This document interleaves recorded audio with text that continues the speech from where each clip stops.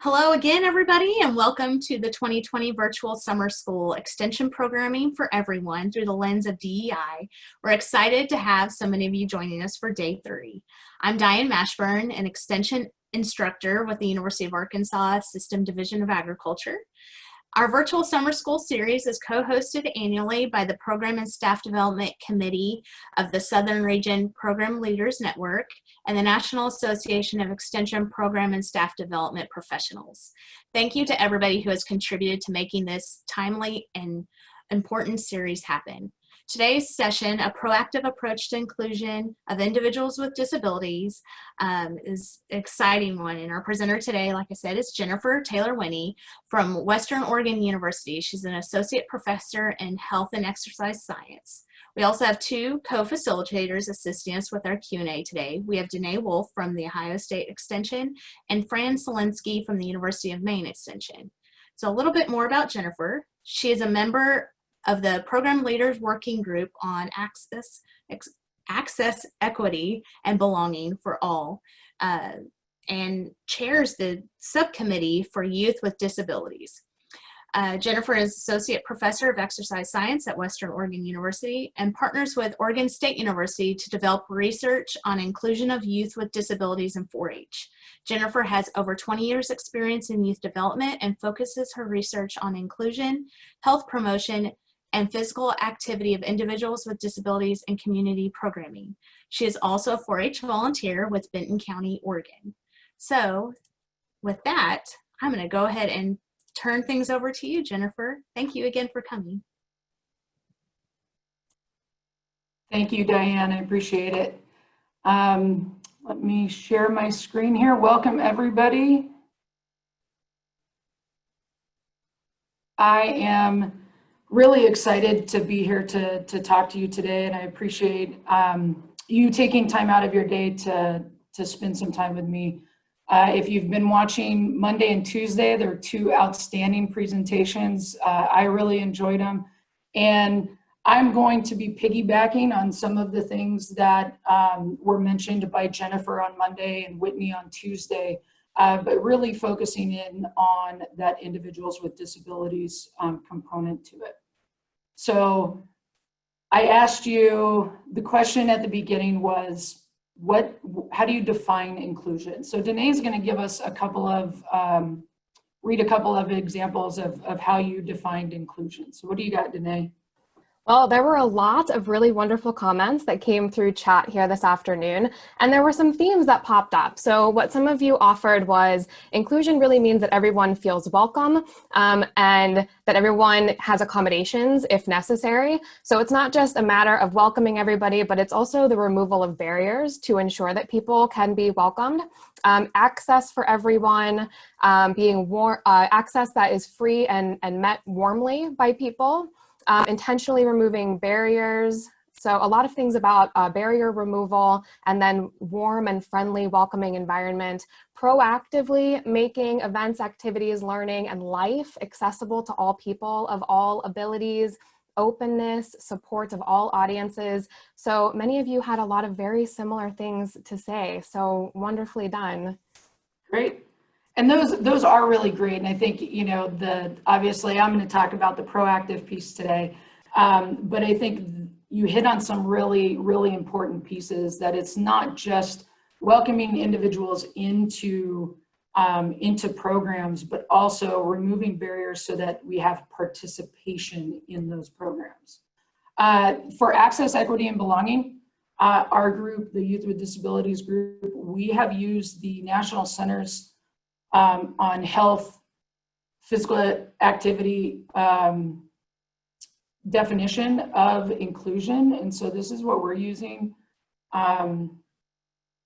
Inclusion is defined as transforming communities based on social justice principles, okay, which all community members are presumed competent, and that becomes really important. So you're identifying that community members do have skills, okay? They're recruited and welcomed as valued members, not just, okay, you're present, but you are a contributing member to the community. Full in participation fully participate and learn with their peers. And this becomes really important. True inclusion really has that peer component to it. And so not just running parallel programs that are, okay, this is for individuals with disabilities and these are programs for individuals without disabilities, but true inclusion is that that intersection of peer-to-peer social relationships. And that reciprocal relationship becomes really important in understanding that individuals with disabilities have something to add to a relationship as well, and that it's not just somebody taking care of somebody else. You know, that we're trying to increase respect, reduce pity in regards to disability. And if you notice on here, though, none of this says anything about disability. And so I think this definition of inclusion is really important because we can look at it from a lot of different avenues, whether it's race, ethnicity, gender, all kinds of things. And so it really encompasses a lot of different things. Today, I'm going to focus on individuals with disabilities, but it could be used further. So let's look a little bit at just some basics in understanding the scope of disability. So 1 in 7 children, 3 to 17, have a developmental disability. And a developmental disability is some sort of disability that impacts their typical development, okay? So it's very broad and wide-ranging. 26% of adults in the United States have some type of disability. I mean, that's a quarter of our population has some sort of disability. And so it becomes really important because oftentimes our highest incidence disabilities are not those that are easily seen. They're not physical disabilities. And so when we look at, especially in children, learning disabilities, ADHD, traumatic brain injuries, and sometimes stroke, we don't always see those visibly. And for some people, they may not disclose that. So this is where being proactive really becomes a benefit for us in programming. Okay? And then 2 in 5 adults 65 and older have a disability. So again, aging populations, having disability, and the more we can accommodate, the better. Okay? So some benefits of inclusion, and I think this is especially important when we look at our youth development programs. Yes, higher academic achievement is great. And I always love this higher aspirations piece, right? So inclusion actually helps individuals with disabilities realize that they want to set goals or have higher goals for themselves. And so if we look at youth development, you know, is that being employed after high school, or is that getting into college, or how is participating in the community in different ways? And so I think that becomes a really important piece for us to look at. And on the other side of that, inclusion doesn't negatively impact the learning of other youth. Okay? And in some ways, in some of the research we've seen, it actually makes activities more interesting to other youth because higher skilled youth are able to change up the activity a little bit, so it brings more interest in there, but lower skilled youth actually have an opportunity to participate at a more level playing field. And then inclusion of adults with disability can reduce social isolation, encourage social engagement, and increase physical activity, which we know are all tied to independence and quality of life in older adults. And so we see with inclusion, we can create social circles that can promote quality of life.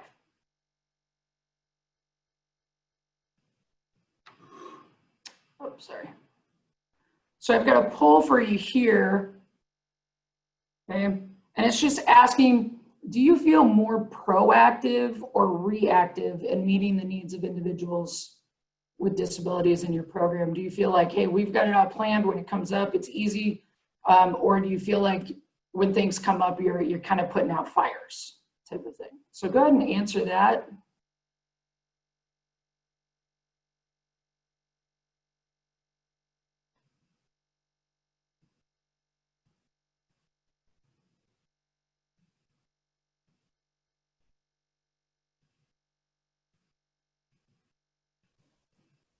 We'll give you just a few more seconds to provide your response to that poll question, and then we'll go ahead and share what you're saying.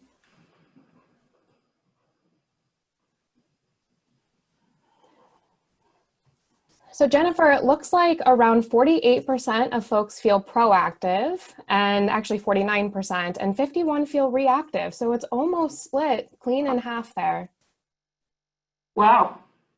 Well, that's great. I think hopefully everybody can learn something from this presentation, and those of you who are being proactive, maybe learning an extra step that you can be doing.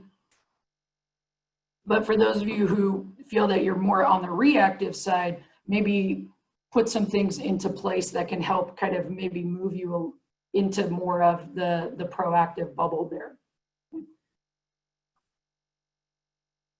So some of our approaches, when we look at proactive versus reactive and how they can affect programming, okay? The proactive approach is planning for inclusion throughout the entire process, right?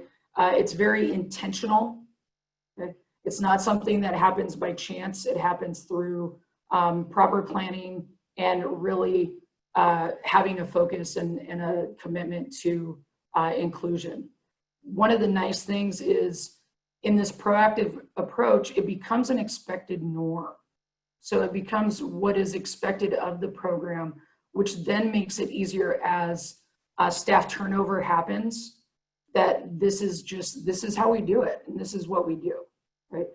It's also more energy efficient. So instead of having these really high peaks when something comes up and you feel like you're putting out that fire and the stress level increases, this becomes a little bit more energy efficient in that you start at a base, a baseline, and you make tweaks from there, but you have this solid baseline that really addresses for many people some of the minor adaptations and modifications.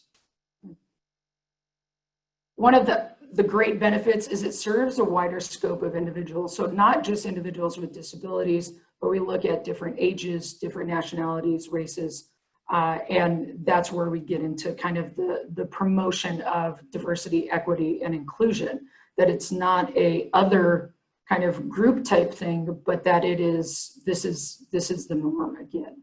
Whereas when we sit in this reactive place, then we have the planning that's only on request, right? So we have somebody that comes in, they're requesting an accommodation, and that's what we do. But oftentimes there's systems in place, or if there aren't systems in place, that can become more difficult to address. Whereas if systems are in place, that becomes a little bit easier and less stressful to do, okay?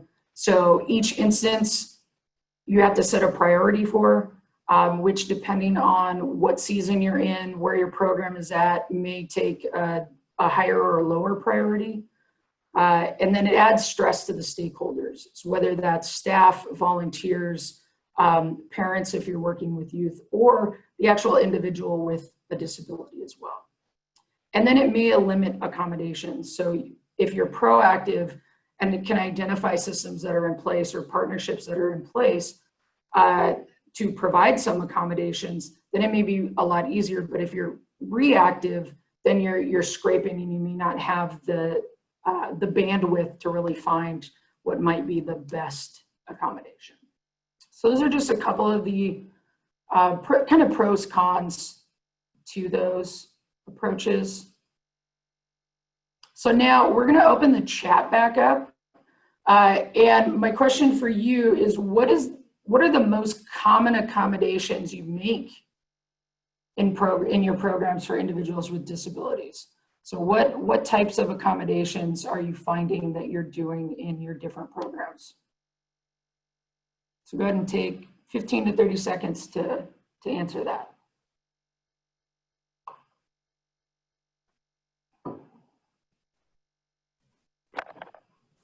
We're getting some really great responses here in the chat, including wheelchair access.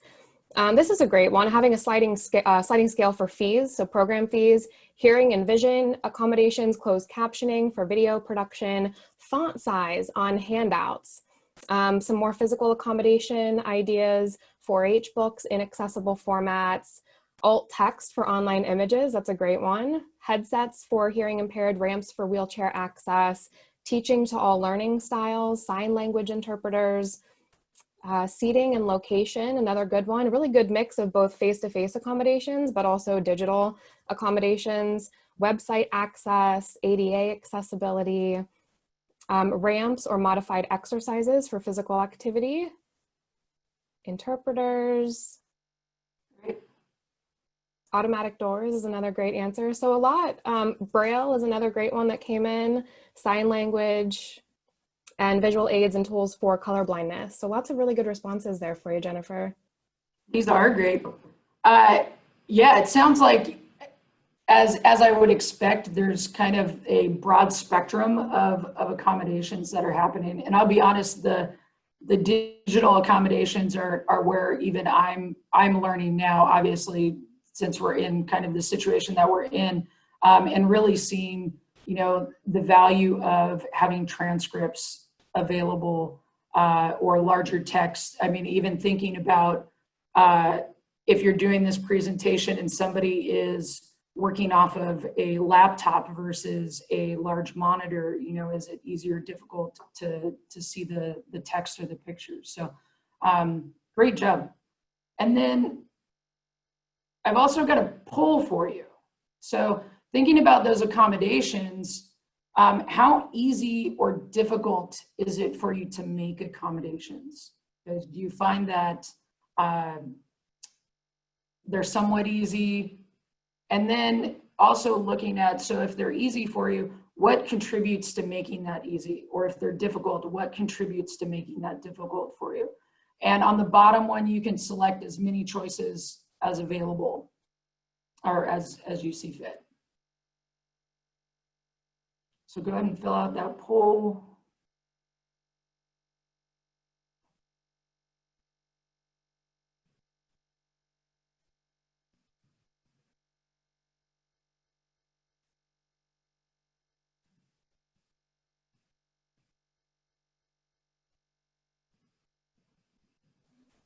We'll give you a few more seconds to finish up those poll responses.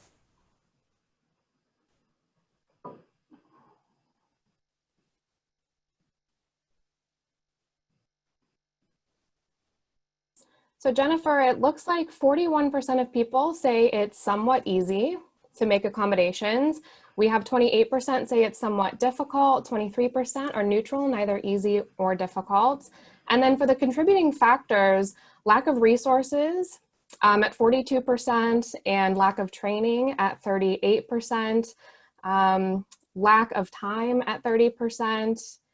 And then we have time to properly train at 28%. So mostly lack of time, lack of resources is falling up there as the contributing factors for how easy or difficult accommodations might be.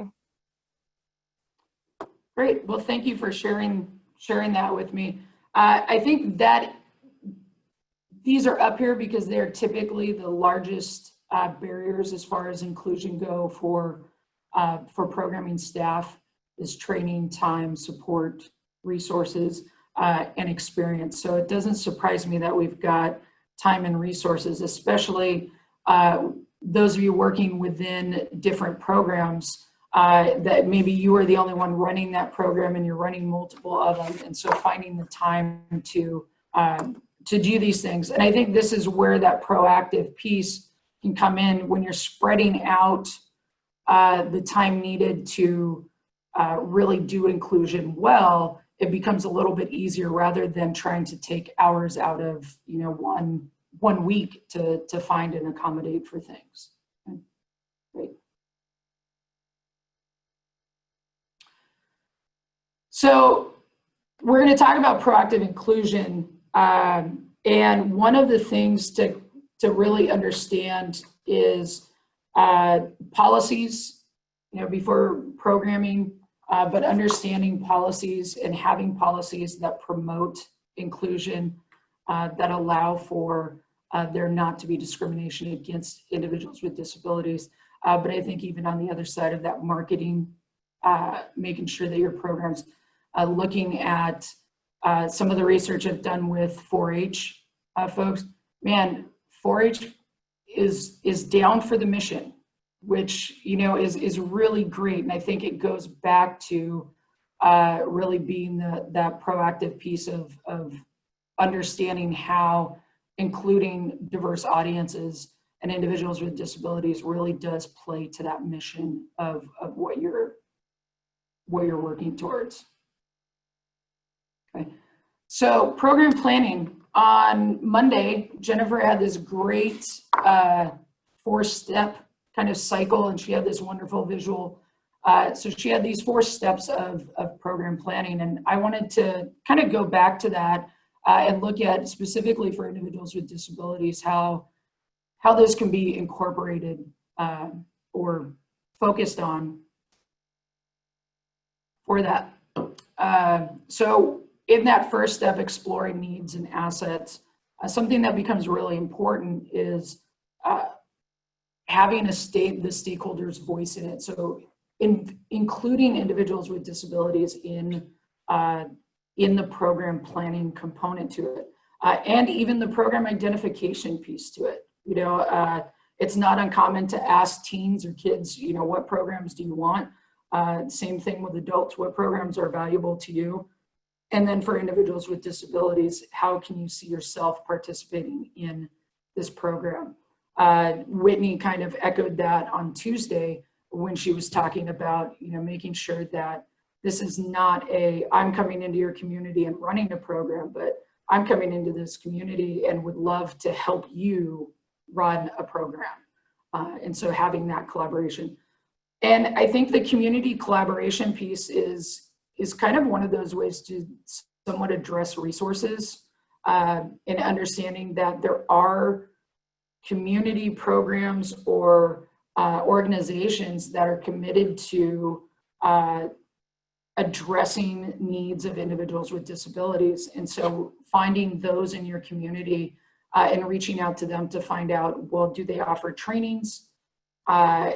Many are nonprofits, so they don't charge much for their trainings. Or do they have an intern that can come in and work in the program that you're trying to run? But I think having those community partnerships are really important. And a lot of those organizations say that they don't get enough requests for partnership. And so I think looking at that collaborative component to help serve needs, and not just, well, I need an interpreter, can you provide me with an interpreter? But really looking, how can you find win-wins out of those programs? Crafting your vision. Okay. Jennifer talked about, if you can't come up with, you know, two sentences, you know, maybe a couple of words, but I think one of the important things here is to be very clear on your commitment to inclusion. For adults, especially with disabilities, participating in your program, you know, if they feel that this is not something that they are overly welcome in, or is not an environment where they're going to be physically or emotionally safe in, then they're not going to participate. And so really being clear on that commitment to inclusion. And that can be done through your marketing. I say marketing all the time because kids with disabilities, adults with disabilities don't see themselves in marketing enough. But when you see yourself in marketing tools, then you start to think, oh, well, this is a place that I could potentially belong. So that becomes a really important piece. Okay. Creating your program plan. We're going to talk about that right after this, and using principles of universal design for that. Okay. And then evaluating your plan.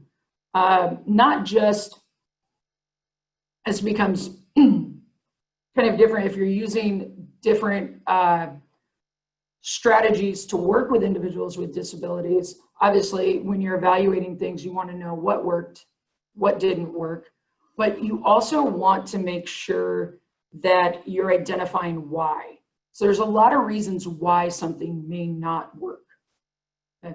It may not be the strategy didn't work or the program didn't work, but it may be, well, there wasn't enough training involved in how to do this, or I didn't provide enough time to be able to do these things, or we needed more resources. And so not throwing out the strategy altogether, but really trying to, in that evaluation, identify what is it that could potentially be changed or tweaked before saying this doesn't work entirely. Okay. With this, you can do there are in the resources, short resource sheet that you'll get later this week with this. There are inclusion guidelines, 9 commitment to inclusion guidelines that you can use to kind of work to be proactive about including individuals with disabilities in your program planning. And if you want to, you could actually, your organization could apply to be a partner with commitment to inclusion. So let's look at universal design. So universal design, if many of you have probably heard of it before, it's really focused on the composition of an environment so that it can be maximized, maximal use to the extent possible by all people. So we're looking at regardless of size, age, ability, disability, and really how can we set up these environments to create this inclusion piece. And so you can see the picture here, if we're talking about a ramp, or just say, for example, a ramp, you know, for somebody that uses a wheelchair, a ramp becomes essential to have access to a building. But for somebody who maybe has a stroller or small children, it becomes something that becomes really comfortable to use. Or for somebody who has a minor mobility impairment, then it becomes really useful, but not exactly necessary, right? So we're looking at these things of how can we accommodate more people and those that especially need it. So I'm going to go over these 7 principles and just kind of maybe provide some context of how for individuals with disabilities we may see this. Okay, so equitable use is the design is useful and maintained or marketable to people with diverse abilities, okay, and avoids segregating or stigmatizing any users. Right, so this again, we're talking about not parallel programs that are run. This is for individuals with disabilities, this is for individuals without, but things that are run together, environments that allow for that cohesion to happen, and making it appealing to all users, right? So that it's got diverse levels potentially, or allows for different skill levels, okay? And marketable, you know, how can you use marketing to make sure that you're getting all areas? So if you're in a space that is potentially used by a wide variety of individuals, age-wise, you know, that can become really, really important to say, okay, well, yes, this can be used by older adults, but it can also be used by youth. Number 2, flexibility in use.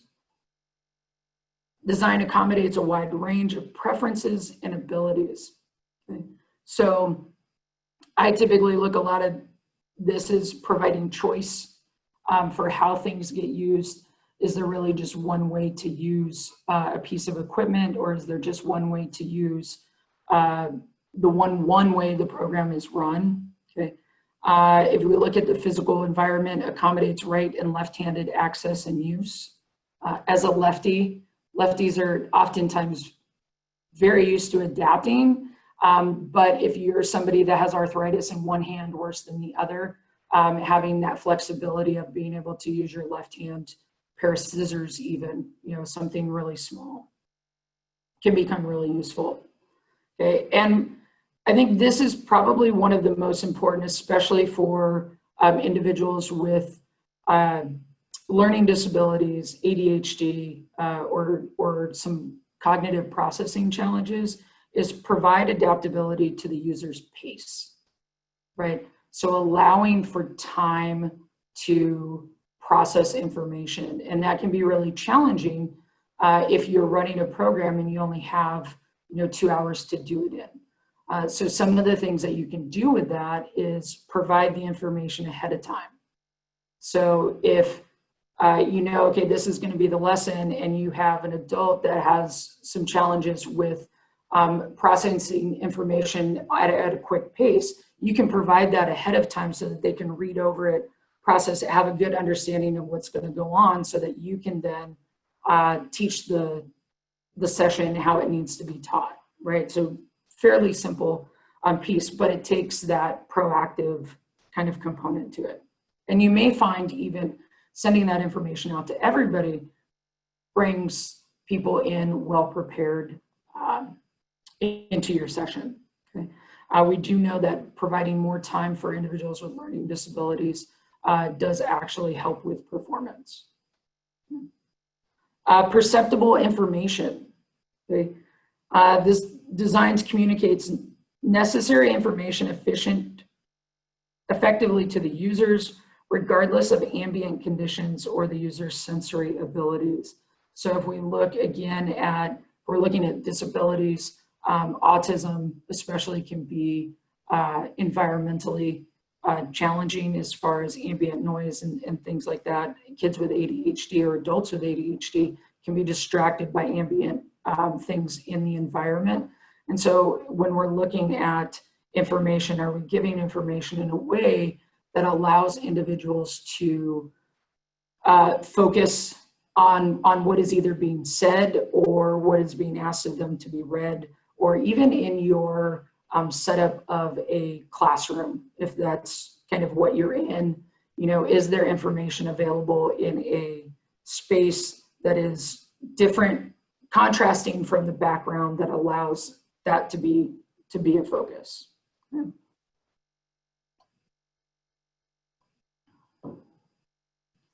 And then using different modes for redundant presentation of essential information. So not just having everything written, but using these pictures or videos, different modes that kind of help us anchor different information that's available.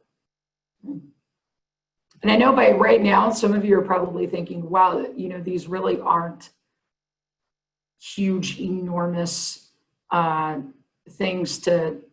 ideas as far as modifications or adaptations. And I think that's kind of the great part of it, is that they don't have to be huge things. This doesn't have to be enormous pieces. And if we're proactive about it, they can be set as the norm and really easy to do. Okay. Tolerance for error.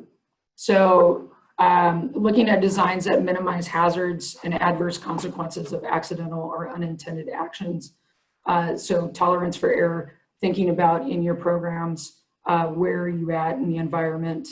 How are you setting up the environment so that you're minimizing risks? And I know that's a big concern, especially when working in some of the ag areas. Safety is a huge concern. And so really looking at that environment, how do I allow access, but make sure that safety is kept at the forefront. Low physical effort. Okay. Design can be used efficiently and comfortably with minimal fatigue. And so we're looking at minimal fatigue. If you're working with adults, and we'll say older adults, say in a gardening program, if they're fatigued by having to go back and forth and go all over the place or lift heavy things, then, are they actually able to participate in what it is that you want them to participate in, or you want them to learn out of the program because they are fatigued? So what are some ways that you can help with that? And we'll talk about some of that in the equipment kind of areas, but little things that you can set up that maybe minimize some of the exertion that goes into participation in different areas. Okay. Some of that is reasonable operating forces. doors that aren't at 20 pounds of pressure to open, but they should be at 8 is the ADA guideline. Size and space for approach and use. Okay. So this is kind of self-explanatory in that sense of appropriate size and space is provided for approach, reach, manipulation, and use regardless of user's body size, posture, or mobility. Okay. Providing a clear line of sight to important elements for seated or standing users, so allowing that option of if you'd like to stand or if you'd like to sit, whichever is more comfortable to individuals.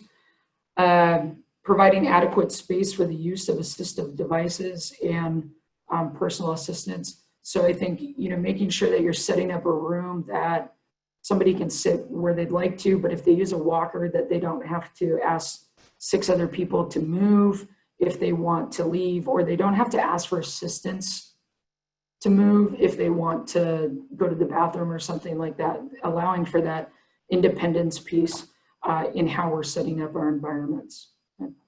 And then accommodates variations in hand and grip size, and I would say strength as well.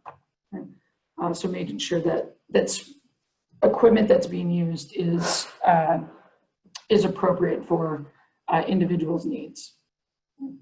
So these are our principles, right? And this is one way that we can really be proactive in looking at those aspects of program development. When it comes to implementation and kind of that planning on the day-to-day type of thing, or planning a specific program, one of the frameworks that I really like is called a TREE framework. It's adapted out of adaptive physical activity work. And I think of a really big tree, and if a tree is healthy and it's been given lots of attention, then it grows really strong and it can shade everybody. It provides space underneath it for everybody to grow or to play, to engage. And so the tree framework really kind of is an easy way to think about these areas of universal design and how they're being incorporated into the program. So the T stands for teaching. Okay. And in teaching, we want to, it goes more into the simple and intuitive design and perceptible information. So really we want to think about our teaching methods that we're using, right? Are we doing more of a lecture style, which this is, or are we doing more of a demonstration style, which you can see here on the right-hand side. And what is it within these two styles that's kind of beneficial, but may not be beneficial for everybody. So on the left here, we have, they're learning about plants. And we have this nice visual, and she is lecturing and talking, so that's probably good, but you've also got these visual pieces that are available, so that may be more engaging for other folks. And then on this demonstration style, a lot of kinesthetic kind of learning in doing, but may also want to accompany with those written or visual instructions, so that for another opportunity for that learning piece. Okay. Your teaching style. Okay.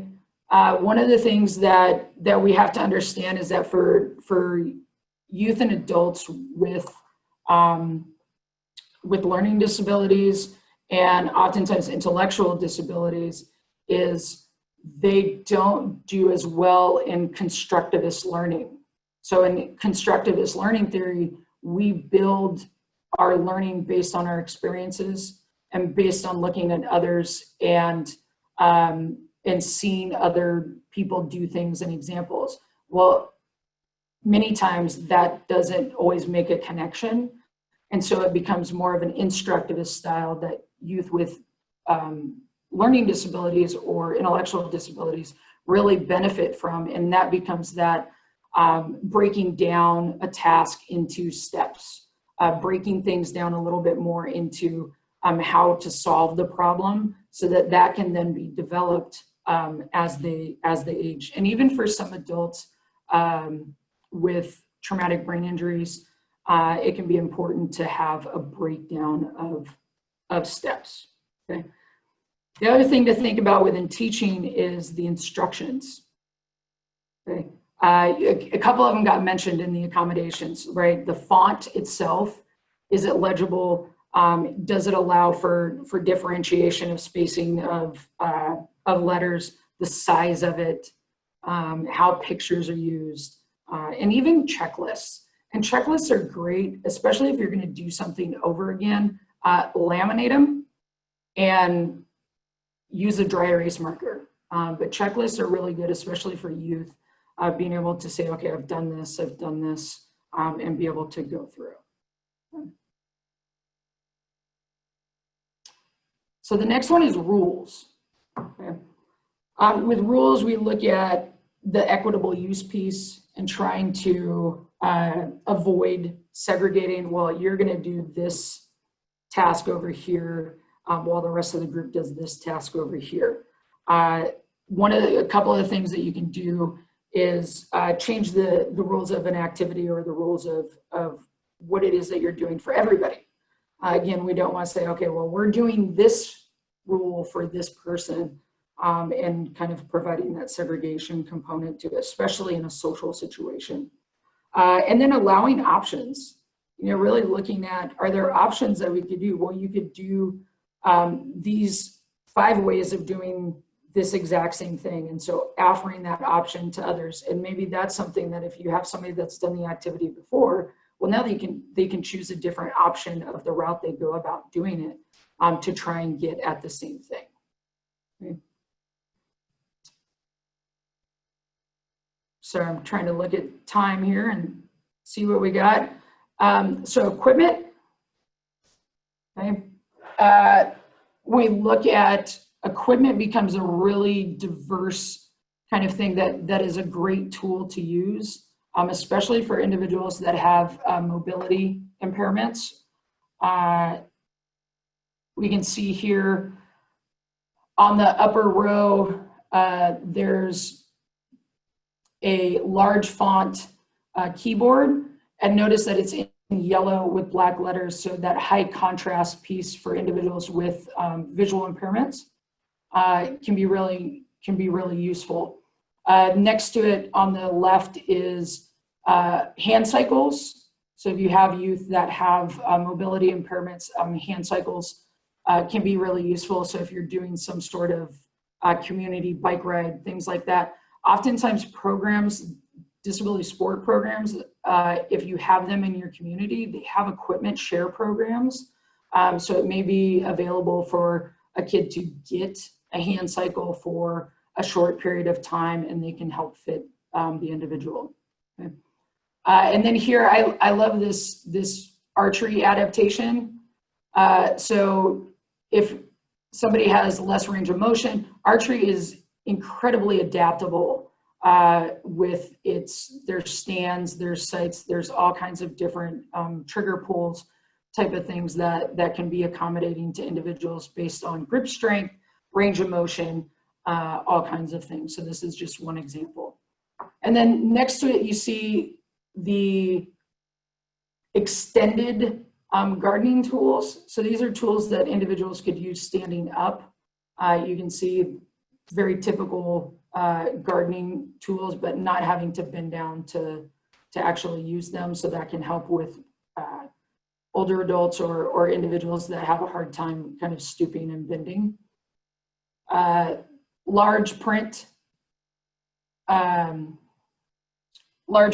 measuring cups, single-handed cutting tools. So if you're running a cooking program, having some diversity in the equipment that's available so that everybody can kind of experience some of those, some of the different tasks available. Okay. And then raised garden beds, which I think are becoming more and more common. So that allows for somebody that maybe uses a wheelchair to not have to get out of their wheelchair to participate or have this huge slump over. It also allows for others not to have to bend over to use them. And then lastly, we have our environment. Okay. The environment being focusing on physical accessibility. So here on the left, you see that's a pretty wide path. So if somebody was using a wheelchair or a walker, that they'd have plenty of room to get in between the garden beds. And you can see even within the garden beds, there's kind of these duckouts that would allow for space for everybody to move. So that's a really good example. We also want to think about surface. If somebody has some balance challenges, you know, what is the surface that you're on and how can you help stabilize that surface? Sometimes it may be moving the activity or the program to a different spot to be able to do that. Here in kind of the sheep showing area, that could be really difficult. And so how can you navigate that environment itself for somebody that maybe has some challenges with balance, and what could you help provide? And then the other piece within environment is the noise, especially when we look at individuals with hearing impairments or individuals with autism. Noise can be really overwhelming at different times. And so how can we modify the environment in ways that allow for reduction of distraction or reduction in sensory overload to do that? So, in summary, okay, proactive inclusion by using universal design and kind of the tree framework, you can reduce barriers to allow a broader group to participate in programs. And it can also help reduce the work needed to accommodate individuals.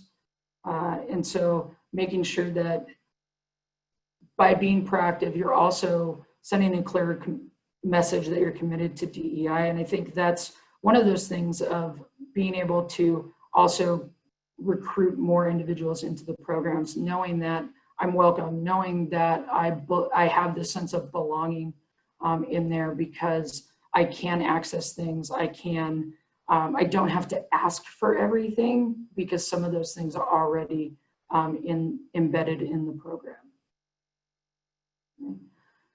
Really quick, if there are those of you listening today that work within 4-H and are interested in being a part of the Access, Equity, Belonging for All committee, please, you can follow this link, which is also on your resource sheet. These are currently the groups that are looking for active committee members. And so if this is a passion of yours, please, our group is also looking for them. So if disability inclusion is a passion of yours, please consider filling out an application and joining our group.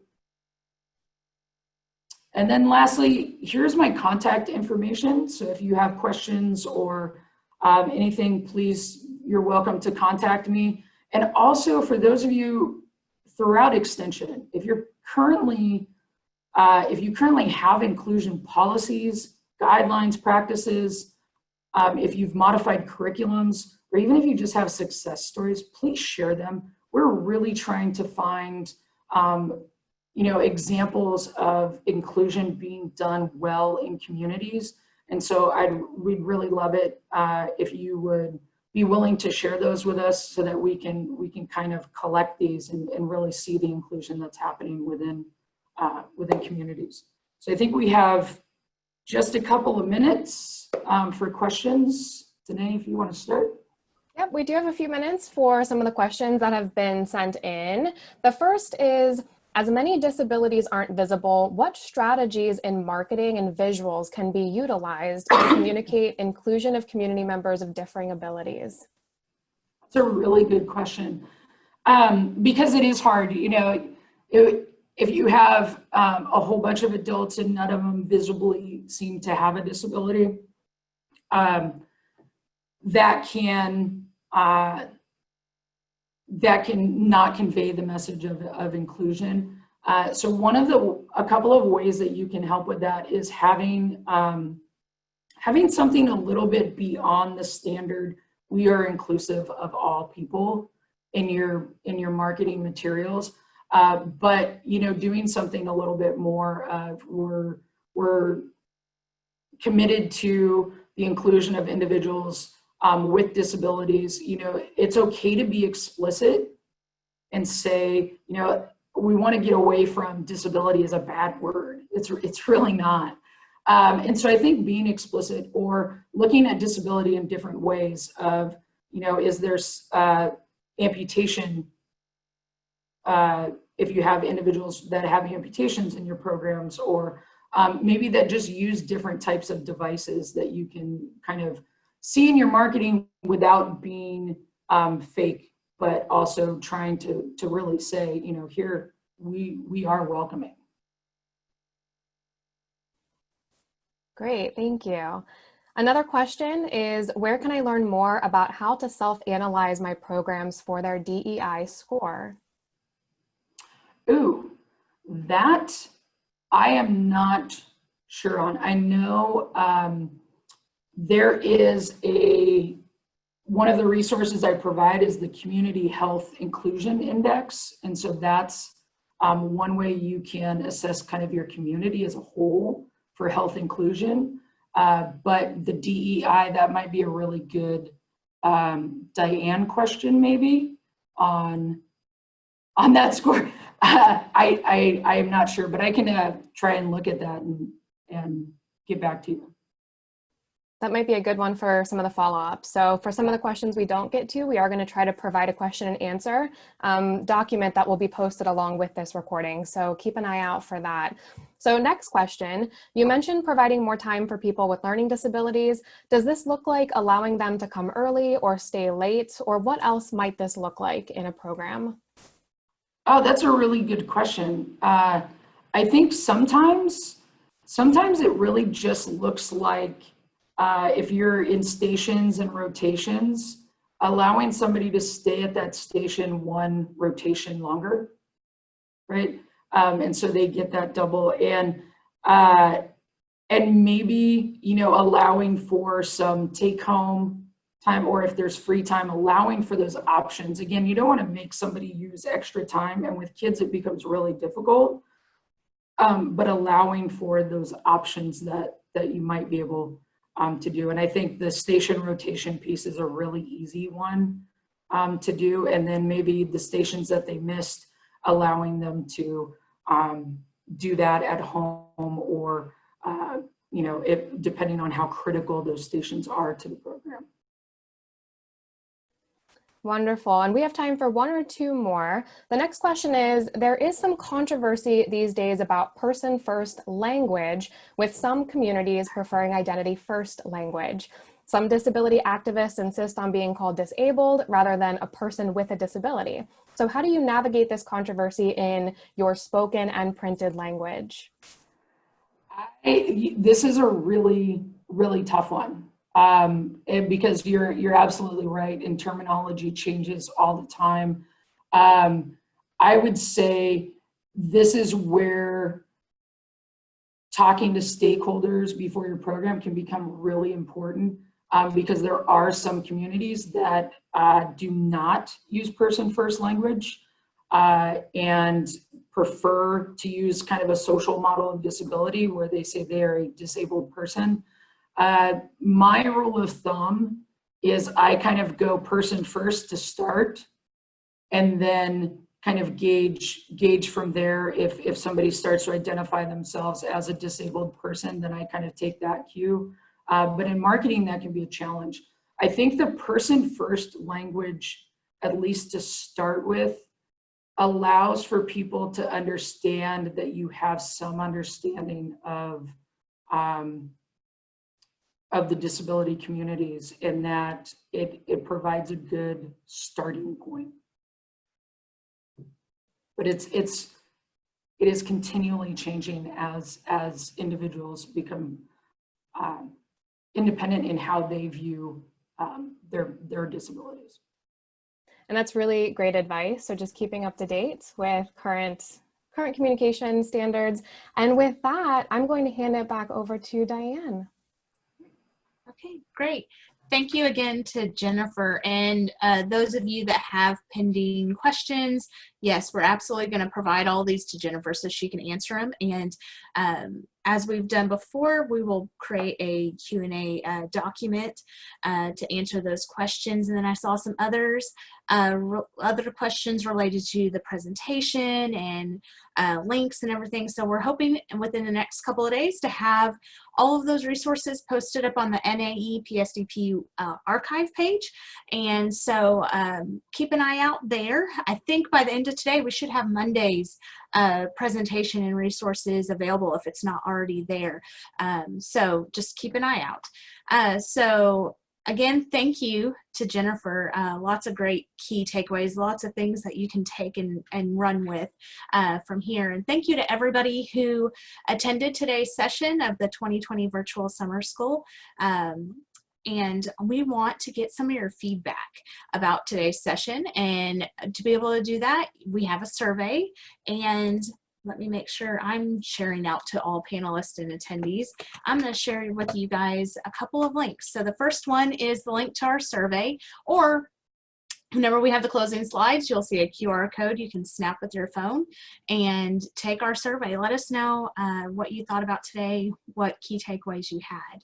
And also, we want to invite you to come join us for tomorrow's session. We have Susanna Winden from Penn State Extension for her presentation on negotiation across diversity, applications for extension work.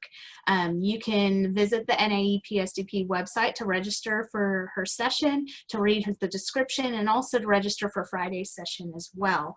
So we want to, again, thank you, to thank Jennifer for presenting today and sharing her knowledge and what she has gathered through all of her work. I want to thank our two facilitators today, Danae Wolf and France Linsky, and also Mary Pulling for helping with our technical side of things. We hope you all have a wonderful day. Thank you for joining us, and we hope to see you tomorrow.